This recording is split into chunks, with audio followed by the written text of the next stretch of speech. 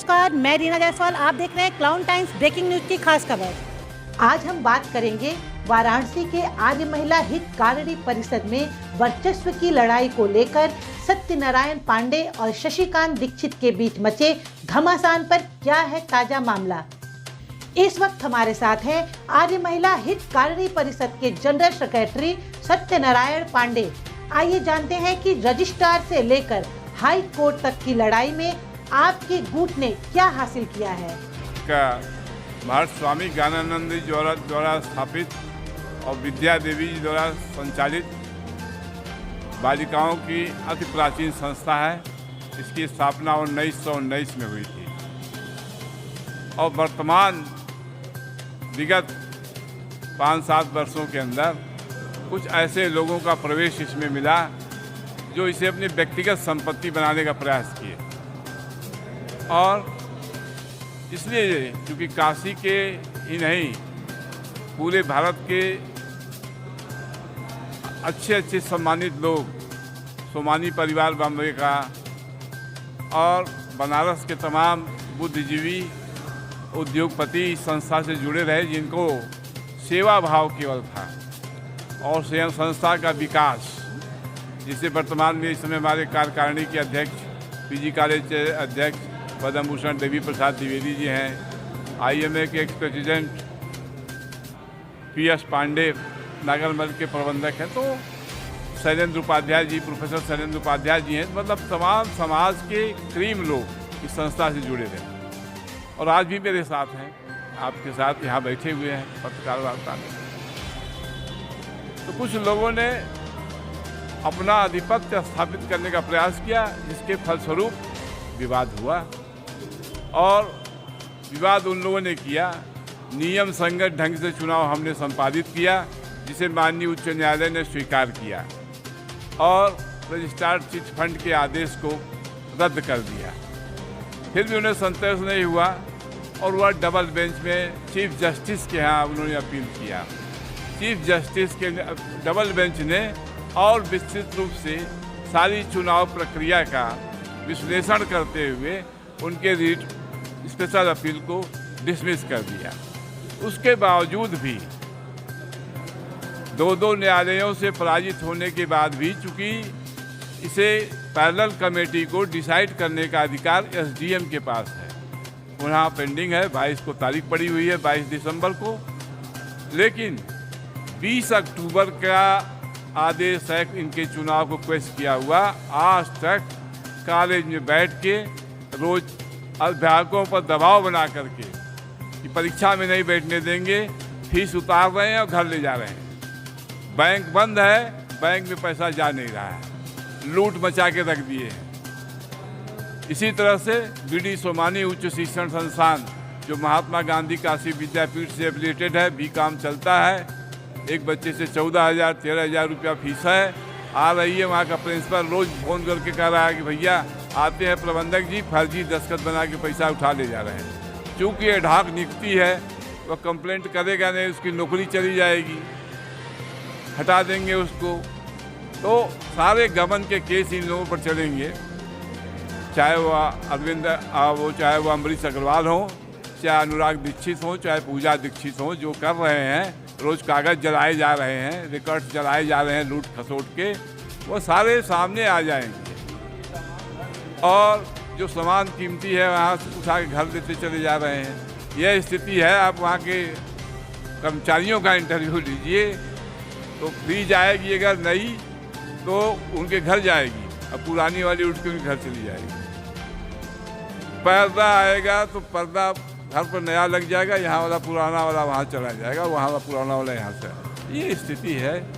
तो ऐसी स्थिति में वो भगवान बाबा भोलेनाथ की, विश्वनाथ जी की नगरी है और तमाम लोगों का मुझे सहयोग मिला कि अब वह सुप्रीम कोर्ट भी जा सकते हैं।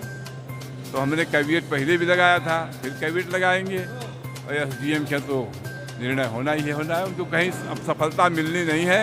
आप सब लोगों का आशीर्वाद और सहयोग है, क्योंकि इतना विस्तृत निर्णय है कि उसमें कहीं कोई गुंजाइश नहीं कि कोई इसमें कलम लगा सके। इसी के साथ आप सब लोगों का सहयोग काशी के लोगों का मिल रहा है। अब मैं इस लड़ाई को लड़ रहा हूँ। मैं भी इस संस्था से 40 साल से जुड़ा हूँ और आगे भी लगा रहा हूँ। पांडे जी, आर्य महिला हितकारिणी परिषद के तहत संचालित हो रहे विद्यालयों पर फिलहाल किसका कब्जा है और बैंकों का क्या हाल है? बैंक बंद हैं माननीय उच्च न्यायालय के आदेश से। कब्जा किसी का नहीं है। अनधिकृत कब्जा जमाए हैं नागरमल मुरारका मॉडल स्कूल में, वहाँ के प्रबंधक, और सब विद्यालय फ्री हैं, किसी का कोई कब्जा उब्जा नहीं।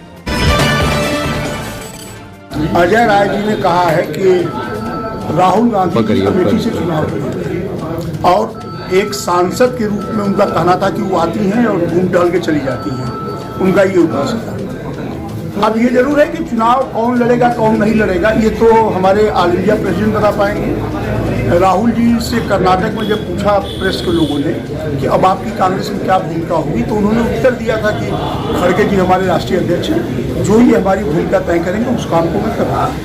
तो जब वो खुद अपनी जबान से ये बोल चुके हैं तो फिर ये कहना कि कौन कहाँ से लड़ेगा कहीं नहीं लड़ेगा वो कोई मतलब नहीं है। और इसके लिए कांग्रेस पार्टी के अंदर ऑलरेडी जो है CWC है, इलेक्शन की कमेटी है, वो सब तय करती है कि कैसे होगा कैसे नहीं। ठीक है, ऐसा है ना कि यात्रा पूरे प्रदेश में 7 लगी है, जो काशी की यात्रा, इसी तरह और भी यात्राएं निकली है जो खत्म हो गई है। अभी यहाँ की यात्रा 22 है, तो हमें अलग कुछ नहीं करना है। उस यात्रा को बनारस में इस तरह जनमानस से हमें जोड़ना है, जो यात्रा का मेन उद्देश्य है। कितनी ज़्यादा से ज़्यादा जनता उस यात्रा में जा सकती है, और लेके हम सारनाथ से यहाँ से शुरू करेंगे और रविदास मंदिर तक जाएंगे। वहाँ तक कितना बड़ा हमारा जन समूह उस यात्रा के साथ जुड़ा रहेगा। हमारी देश के मिजाज को, जनता के मिजाज को देख के भी बोला करें। सरकार की भाषा बोलना ये ज़्यादा उचित नहीं है। इस हिंदुस्तान में 14 के बाद से जिस तरह से नफरत फैलाई गई है धर्म के नाम पे, मजहब के नाम पे, मंदिर और मस्जिद के नाम पे, भारत पाकिस्तान के नाम पे, ये पहली यात्रा है जिसमें विदेशों से लोग अपने पैसे और अपने टिकट से आके यात्रा में शामिल हो रहे हैं। ये पहली यात्रा है। यदि इससे भारत का नुकसान होता तो कोई जो इंडियन जो पर्सनालिटी जो विदेशों में है वो इस यात्रा में जोड़े ना आती। उत्तर प्रदेश में यात्रा आ रही है 3 को, कम से कम 15 लोगों की सूचना मेरे पास आ चुकी है जो उस यात्रा में शामिल होना चाहते हैं। वाइफ हस्बैंड दोनों विदेशों से आके उस यात्रा में शामिल होंगे, वो विदेश चले जाएंगे। भारत जोड़ो यात्रा के दौरान देश को कहाँ खतरा है कि आप भारत जोड़ो की बात कर रहे हैं? भारत जोड़ो की यात्रा का उद्देश्य समझिए। देश को कहाँ खतरा है ये तो देश के जो प्रबुद्ध लोग वो समझ रहे हैं। देश को सबसे बड़ा खतरा क्या है कि इस देश को जात, धर्म, मजहब, प्रांत के नाम पर बांटने की कोशिश हो रही है, रंग के नाम पर बांटने की कोशिश हो रही है।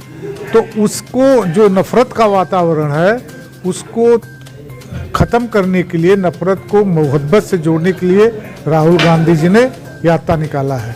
जो लोगों के दिल में नफरत भरने की कोशिश हो रही है उसको निकालने के लिए ये भारत जोड़ो यात्रा है। स्मृति ईरानी के खिलाफ अजय राय जी ने जो बयान दिया है इससे आप कहां तक सहमत हैं? स्मृति ईरानी के खिलाफ अजय राय ने क्या बयान दिया मेरे को अभी मालूम नहीं है, लेकिन स्मृति ईरानी तो दिन भर लोगों के खिलाफ बयान दिया करती है ना। उनसे ज़्यादा अपशब्द कहने वाला कोई राजनेता हिंदुस्तान में शायद ही हो। तो और मैं ये समझ रहा हूँ कि अजय राय एक जिम्मेदार व्यक्ति हैं। वो कोई ऐसा अपशब्द स्मृति ईरानी के बारे में नहीं कहे होंगे जिससे कि उनके मान का हानि हो। वही बोल सकती हैं, स्मृति ईरानी बोल सकती हैं, अजय राय नहीं बोल सकती। अजय राय ने राहुल जी को अमेठी से चुनाव लड़ने का ऐलान किया है, इस पर आप क्या कहना चाहेंगे? वहाँ के लोगों ने पूछा, उसको थोड़ा तस्पष्ट करके मीडिया में आ गया कि राहुल गांधी जी लड़ेंगे, तो उन्होंने कहा कि राहुल गांधी जी लड़ सकते हैं अगर भाई वो तो जो संसदीय समिति है, जो CWC है, वो डिसाइड करेगी राहुल जी को जहाँ लड़ने के लिए तहाँ लड़ेंगे वो।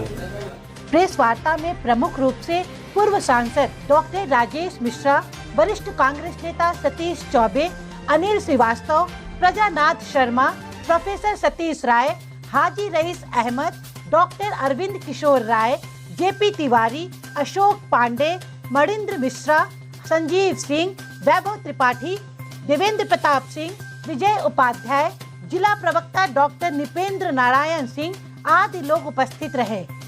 क्लाउन टाइम्स यूट्यूब चैनल की खबरों को आगे भी देखने के लिए चैनल को लाइक करें, सब्सक्राइब करें, बेल आइकन पे क्लिक जरूर करें। क्लाउन टाइम्स की खबरों को फेसबुक पेज पे देखने के लिए पेज को लाइक जरूर करें।